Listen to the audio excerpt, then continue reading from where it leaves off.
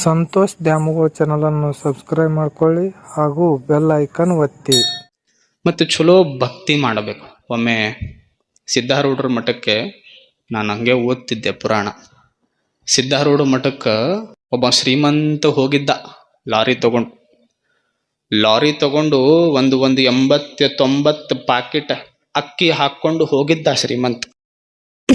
ಸಿದ್ಧಾರೂಢರು ಎಲ್ಲರನ್ನ ಅವರು ಒಂದೇ ರೀತಿಯಿಂದ ಕಾಣುತ್ತಿದ್ರು, ಅವರೆಲ್ಲರನ್ನ ಅಪ್ಪಗೋತಿದ್ರು.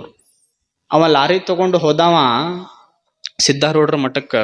ಅವ ಅಂದ, ಅಪ್ಪಗೋಳ ಆರಾಮದಿರೇನ್ರಿ ಅಂದ. ಯಾಕ? ಶ್ರೀಮಂತ, ರೊಕ್ಕಿದ್ದವ. ಆರಾಮದಿರೇನ್ರಿ ಅಂದ. ಅವ್ರಂದ್ರು, ಯಾವ ಊರಿ ಅಪ್ಪ ನಿಂದು ಅಂದ್ರು. ಇವ, ಇಂತಿಂತ ಊರಾಮದೀನಿ, ಇಷ್ಟು ದೊಡ್ಡ ಶ್ರೀಮಂತ, ನಿಮ್ಮ ಮಠಕ್ಕ 101 ಪಾಕೆಟ್ ಅಕ್ಕಿ ಕೊಟ್ಟಿನಿ, ತಗೋರಿ, ಮತ್ತೆ ಎಲ್ಲರ ಕಲ್ ಮ್ಯಾಗ ನನ್ನ ಹೆಸರು ಕೆತ್ತಸ್ರಿ ಅಂದ. ಸಿದ್ಧಾರೂಢರಂದ್ರು, ಆಯ್ತಪ್ಪ ಆಗ್ಲಿ ಅಂತ ಹೆಸರು ಕೆತ್ತಿಸಿದ್ರು. ಅವನಿಗೆ ಪರೀಕ್ಷೆ ಮಾಡಾಕ ಕಲ್ ಮ್ಯಾಗ ಹೆಸರು ಕೆತ್ತಿಸಿ 101 ಅಕ್ಕಿ ಪಾಕೆಟ್ ಅಂತ ಬರೆದ್ರು. ಅವಾಗ ಅದೇ ಅಕ್ಕಿಯಿಂದ ಜಾತ್ರೆಗ ಅನ್ನ ಮಾಡಿದ್ರು, ಎಲ್ಲರೂ ಪ್ರಸಾದ ಮಾಡಿದ್ರು.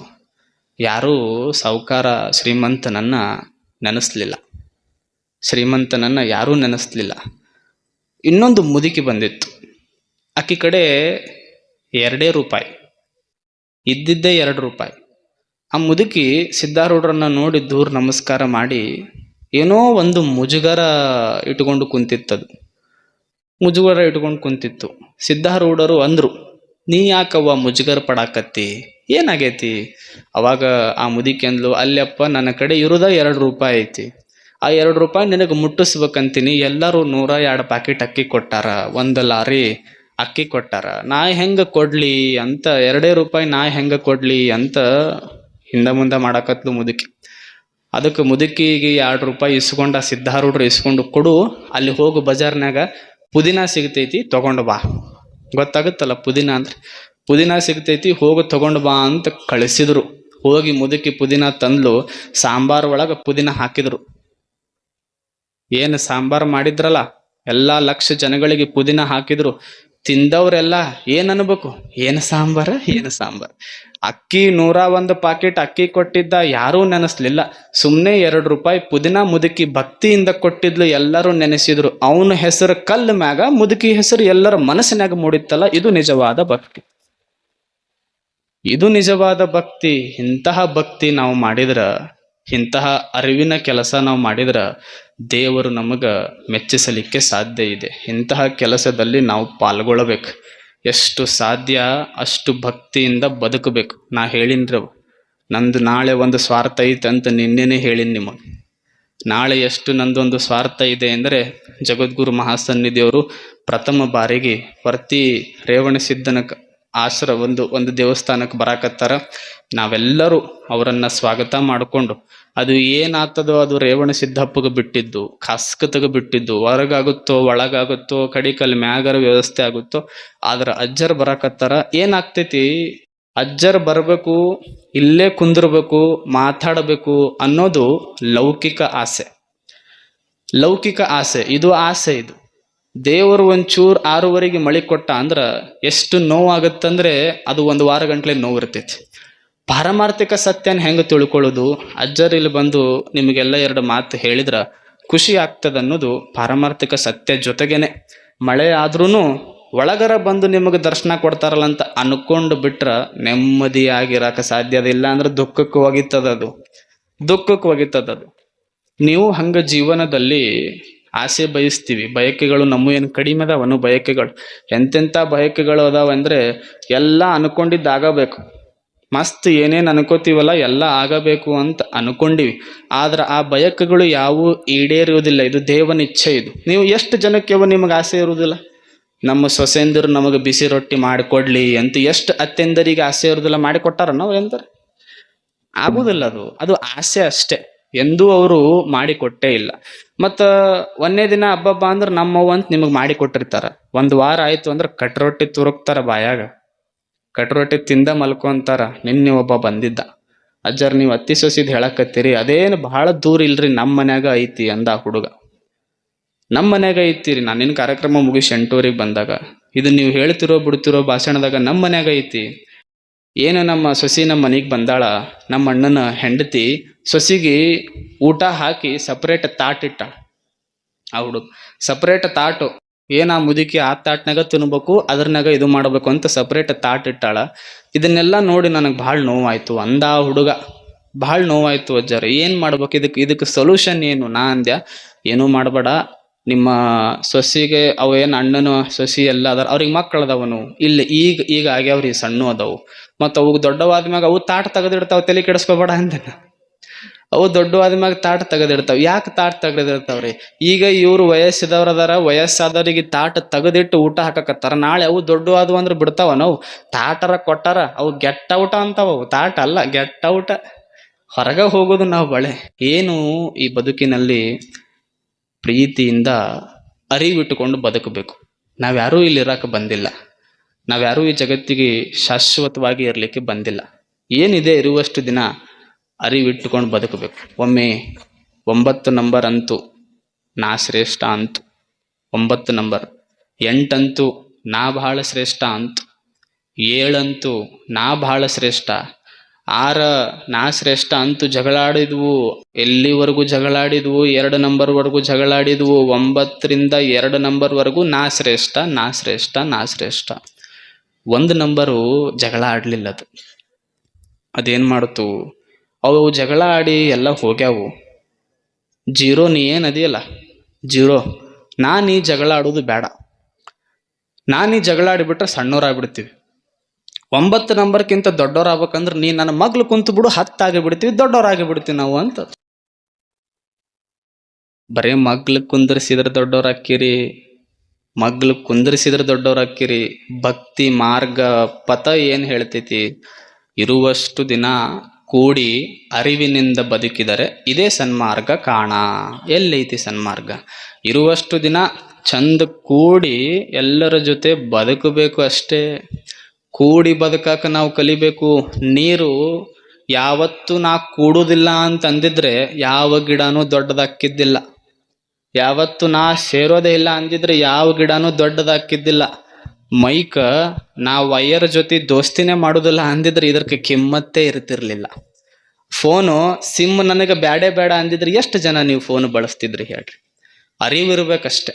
ಇನ್ನೊಬ್ಬರ ಜೊತೆ ಕೂಡಿ ಬದುಕಿದ್ರ ಸನ್ಮಾರ್ಗದ ನಾವು ಕಾಣ್ತೀವಿ ಅನ್ನೋ ಅರಿವು ನಮಗಿತ್ತು ಅಂದ್ರೆ ನಾವು ಚಲೋ ಬದುಕಾಕ ಸಾಧ್ಯ ಐತಿ. ಹೇಳಿಲ್ಲೇನ್? ಕಾಗೆ ಒಂದಗಳ ಕಂಡಡೆ ಕೂಗಿ ಕೂಗಿ ಕರೆಯುವುದು ತನ್ನ ಬಳಗವನ್ನೆಲ್ಲ. ಕೋಳಿ ತನ್ನ ಪಕ್ಷ ಕಂಡಡೆ, ಆಹಾರ ಕಂಡಡೆ ಕೂಗಿ ಕೂಗಿ ಕರೆಯುವುದು ತನ್ನ ಪಕ್ಷವನ್ನೆಲ್ಲ. ಶಿವ ಪಕ್ಷವ ಬಿಟ್ಟು ಬದುಕಿದಡೆ ಕೋಳಿ ಕಾಗೆಗಿಂತ ಕಟ್ಟ ಕಡೆ ಕಾಣ ಕೂಡಲ ಸಂಗಮ ದೇವ. ಎಷ್ಟು ಅದ್ಭುತವಾಗಿ ಹೇಳ್ತಾರೆ. ಒಂದು ಸುಮ್ಮನೆ ಕಾಗೆ ಏನಾದರೂ ಊಟ ಕಾಣ್ತು ಅಂದ್ರೆ ಎಲ್ಲ ಬಳಗವನ್ನ ಕರ್ಕೊಂಡು ಬರ್ತೈತಿ. ಸುಮ್ಮನೆ ಒಂದು ಕೋಳಿ ಎಲ್ಲರ ಚಲೋ ಊಟ ಕಾಣ್ತು ಅಂದ್ರೆ ಎಲ್ಲ ಬಳಗ ಅದ್ರದ್ದು ಕರ್ಕೊಂಡ್ಬಂದು ಊಟ ಮಾಡ್ತೈತಿ. ಮತ್ತು ನಮಗೇನಾರ ಗಂಟು ಸಿಕ್ತು ಅಂದ್ರೆ ಯಾವ ಗಂಟು ತೆಗ್ಯಾಕ ಬಂದಿರ್ತಾನಲ್ಲ ಅವನ್ನೇ ಮುಗಿಸಿರ್ತೀವಿ ನಾವು. ಮೊದಲು ಗಂಟು ತೆಗ್ಯಾಕ ಬಂದನ ಮುಗಿಸಿರ್ತೀವಿ ನಾವು. ಯಾಕೆ? ನನಗ ಬೇಕು. ಒಬ್ಬವ ಹಿಂಗೆ ರಾಜರು ಊರಿನ ರಾಜರು ಒಂದು ಷರತ್ತಿಟ್ಟಿದ್ರು. ಏನು ಷರತ್ತು? ಬಂದಿರೋ ಎಲ್ಲರಿಗೂ ಒಂದು ಷರತ್ತಿಟ್ಟಿದ್ರು. ಷರತ್ತೇನಿಟ್ಟಿದ್ರು ಅಂದ್ರೆ, ನಾನು ಒಂದು ಹೇಳ್ತೀನಿ, ನಾನು ನಿಮಗೊಂದು ಹೇಳ್ತೀನಿ, ಅದನ್ನು ಯಾರು ಮಾಡ್ತೀರಿ ಅವ್ರಿಗೆ ನಾ ಒಂದಿಷ್ಟು ರೊಕ್ಕ ಕೊಡ್ತೀನಿ ಅಂದ್ರು ರಾಜರು. ಯಾರು ಮುಂದೆ ಬರಲಿಲ್ಲ. 80 ವಯಸ್ಸು ಮುದುಕ ಮುಂದೆ ಬಂದ, ನಾ ಮಾಡ್ತೀನಿ, ನನಗೆ ರೊಕ್ಕ ಬೇಕಾಗ್ಯಾವು ಅಂದ. 80 ವಯಸ್ಸು ಮುದುಕ. ಏನು ಮಾಡಬೇಕು ಗೊತ್ತನು ಅಂದ್ರು ರಾಜರು. ಅವ ಅಂದ, ಏನಾರ ಇರ್ಲಿ ಅದು ಮಾಡ್ತೀನಿ, ರೊಕ್ಕ ಕೊಡ್ತೀರಿಲ್ಲ ನೀವು, ಏನಾರ ಇರ್ಲಿ. ಮತ್ತು 80 ವಯಸ್ಸಿಗೆ ಹಿಂಗದ, ನೀವು 20ಕ್ಕೆ ಹೆಂಗಿರ್ಬೇಡಿ ಅವ ಕಾಕ.